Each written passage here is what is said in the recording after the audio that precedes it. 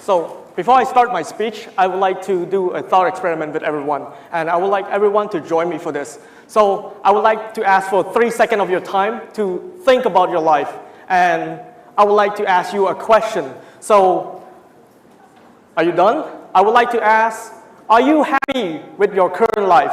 Please raise up your hand. Are you neutral and okay with your current life? Please raise up your hand. Are you sad or are you depressed about your current life? Please raise up your hand.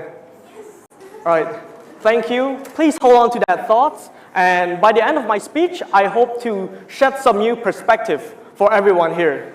So, first of all, I would like to pay my high respect to His Excellency Nate Vice President of International University, Mr. Kam Chan-Thuen, Head Department of English, all the judges, university staff, university higher-ups, and all of you lovely people that are attending today. My name is Kum Radito, a foundation year student representing the Faculty of Pediatrics and Medicines. And it's been an incredible journey for me throughout this competition. And I would like to thank the judge again for allowing me to come here one last time to do one last speech about a topic that is more psychological, and that is the ultimate goal of humanity, living life.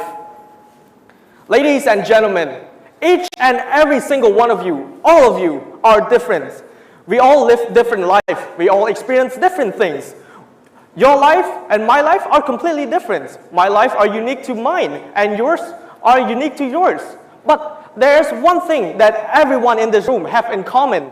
That is, we are all alive right now. Living.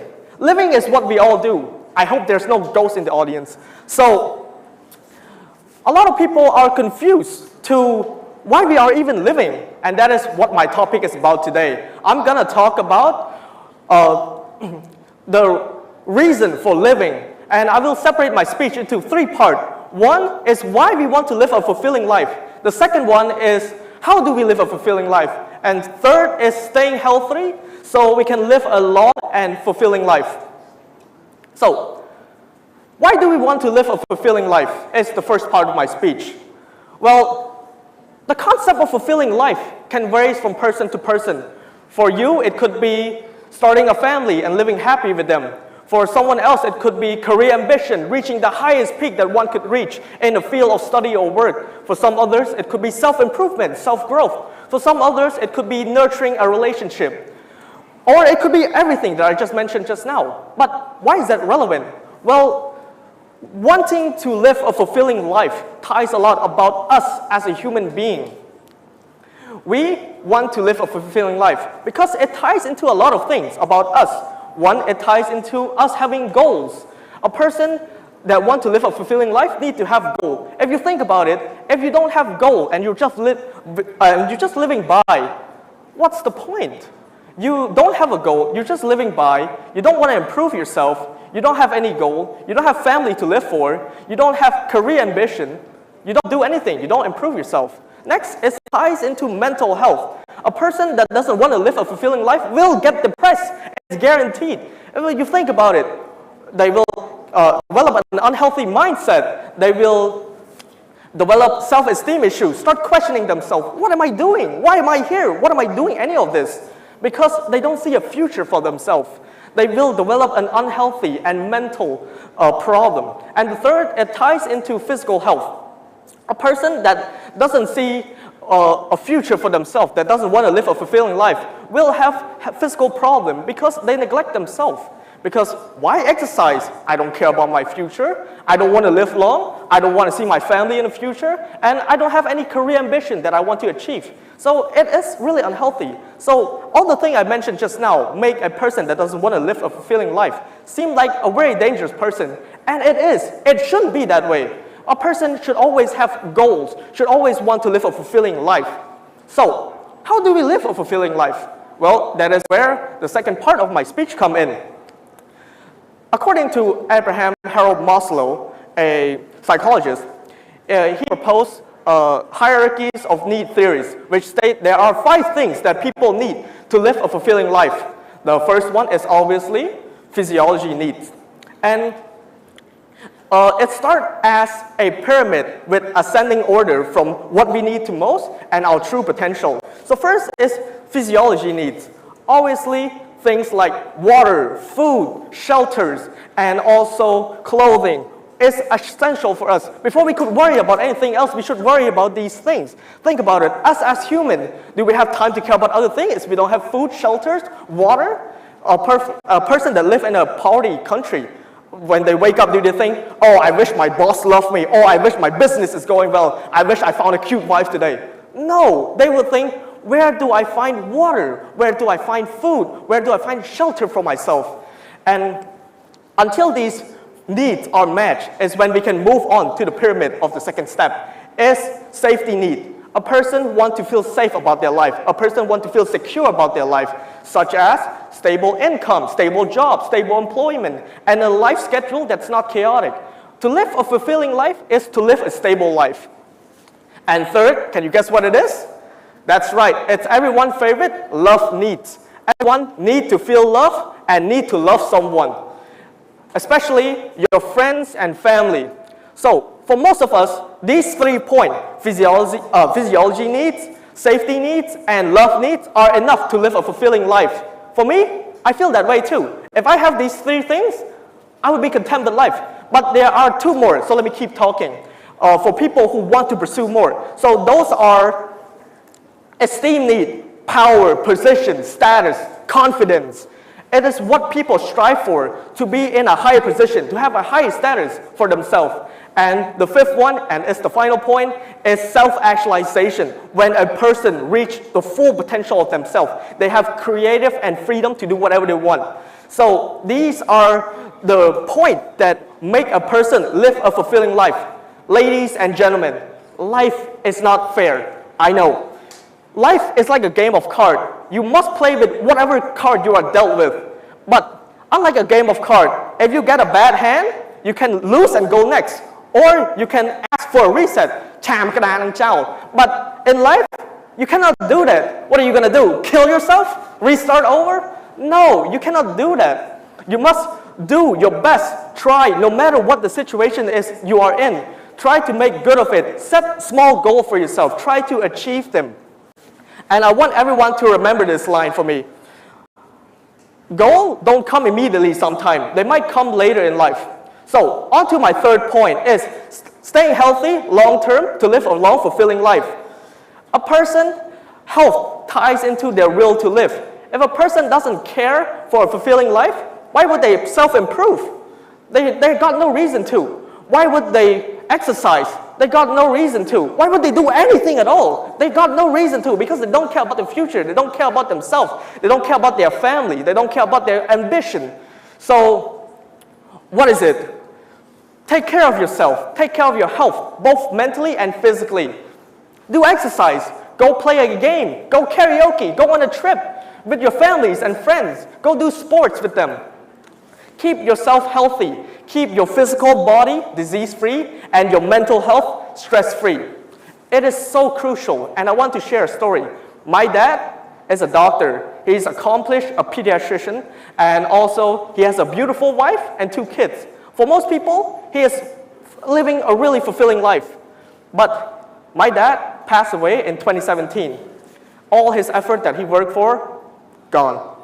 So, I cannot state how important it is to keep yourself healthy, both mentally and physically, because otherwise, all of the things that you are working for, that you are trying to live a fulfilling life, will go to waste. So, as I conclude my speech, I want to say, living life is the ultimate goal. But the ultimate goal of life is just not to live it, but to fully live it. It is not about the absence of challenges or difficulty, but it is to face those challenges and difficulty head-on.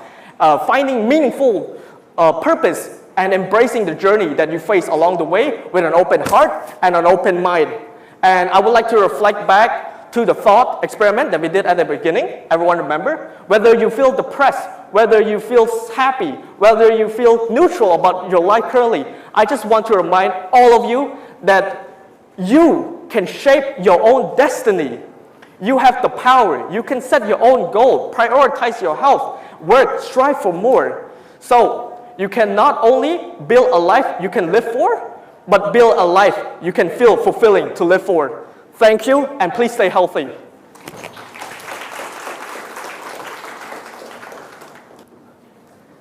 Everyone, my name is Muntrai, and I am a medical student from the Faculty of Medicine and Pediatrics.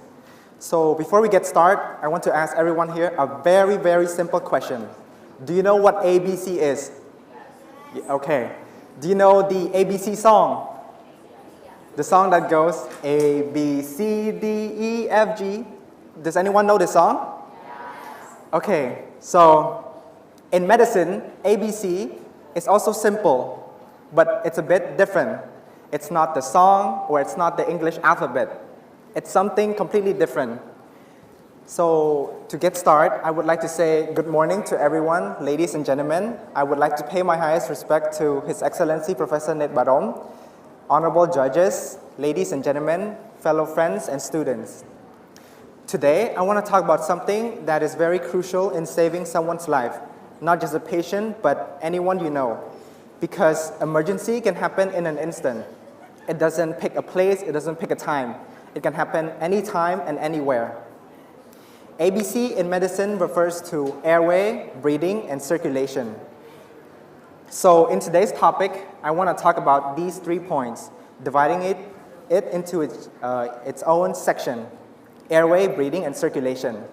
First and foremost, airway. Airways refers to this path starting from your nose, your mouth, your throat, and into your trachea. So when there's an emergency, what you want to do first is assess the airway. Make sure there's no obstruction and make sure it's open. Because when there's obstruction, whether someone is choking on food or a children choking on a toy, it shows sign they cannot talk, they cannot breathe, their eyes become red, and they might turn blue or cyanosis. So what can we do? First, we want to lay them down. When you lay them down, you want to tilt their chin up and make sure their airway is open and straight. Secondly, you want to know what's the cause of their obstruction. Is it choking on food? Is it choking on toy? And then you can manage based on those causes. Airway obstruction is very dangerous because without air, there's no oxygen going into your body. And without oxygen going into your body, most organs are going to die. Your heart, your brain, your liver, your lungs, and your kidneys, they need oxygen all the time, 24/7 for your whole life. And without oxygen, because you're having an airway obstruction or any other cause, it can really damage your organ. And when your organs are damaged, it can really affect the quality of your life. And it's really a deciding factor whether you get to live another day or you're gonna die today. And so how can we manage? Well, first of all, you wanna lay the patients flat and you wanna tilt their chin up. Secondly, if it's choking, you wanna perform the Heimlich maneuver. As a contestant has shown earlier, that's the way to do it. But once you get to the hospital, what can be done? You could use a suction machine because sometimes in trauma or in emergency, blood and mucus can get pulled up in your trachea. For instance, if there's a road traffic accident, a car hitting a motorbike, the person is going to have a lot of blood inside of their airway. And when there's blood inside of their airway, they cannot breathe. And when they cannot breathe, that risks a significant and life-threatening consequences to their life. And so you could use a suction machine to suck out all of those blood and fluid or mucus. If it's even more of an urgent case, you could do an endotracheal intubation. It's where a doctor inserts a plastic tube directly into your mouth and then into your trachea and then connecting it to a machine. And then the machine will breathe for you. But Muntrai, what if it's even in a more urgent situation? Well, a surgeon could use a blade and cut directly into your trachea somewhere around here. And then they can directly insert a tube. That way, there's an airway being made for that patient. Secondly, breathing. Breathing is really important. We do it all the time, from the moment we're born to the moment we die. Breathing involves inspiration of oxygen from the atmosphere inside of our lungs and then expiring carbon dioxide from our lungs outside back into the atmosphere. And so everyone, let me show you something. To know whether someone is breathing or not, it's very simple. You take one hand, I want everyone to do it with me. Take one hand, you put it on your chest, and then you breathe in. When you breathe in, your chest expands, and then when you breathe out, it retracts back. And so to know whether someone is breathing or not, you want to look at their chest. If it's expanding and if it's retracting, that means that person is breathing. For instance, now it's rainy season. If you're going to Kampong Sam with your friends or family and someone drowned, and you want to know whether or not they're breathing or not. So you want to look at their chest, if it's expanding, if it's retracting. Management of breathing problems involves putting high oxygen into their nose or into their mouth as a mask.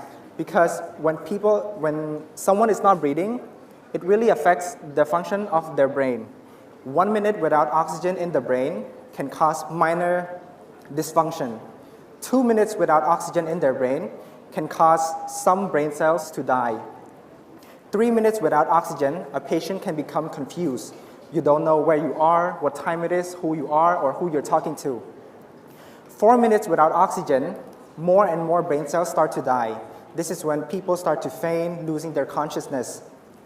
And 5 minutes and upward without oxygen, your brains undergo extensive damage. It is usually irreversible and could lead to death. Last but not least, circulation. Circulation refers to the action of blood going through your bodies, supplying your organs. So everyone, I would like you to do one more thing. To test for circulation, you want to do 2 fingers like this and put it below your jaw. Do you feel something pulsating? Then that is your carotid pulse active, meaning there's blood pumping from your heart into your brain and into your head. Because without a pulse, blood aren't being perfused sufficiently into your brain or your head.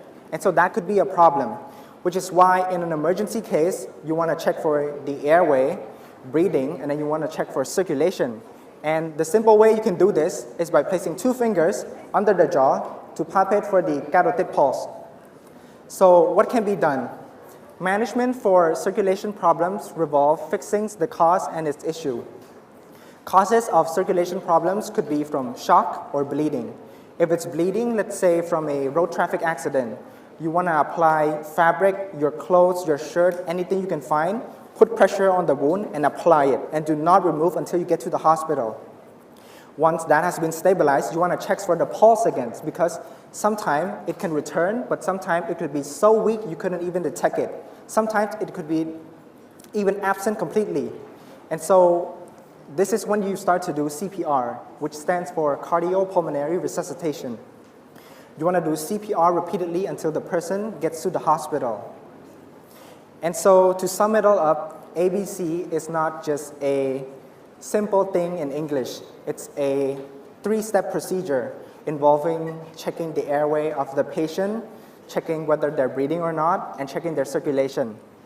You want to reassess this continuously. You don't just do it once and then stop. You want to do it once. If they are stabilized, after 5 or 10 minutes, you want to do it again. And then after another 5 or 10 minutes, you want to do it again until they get to the hospital and are stable.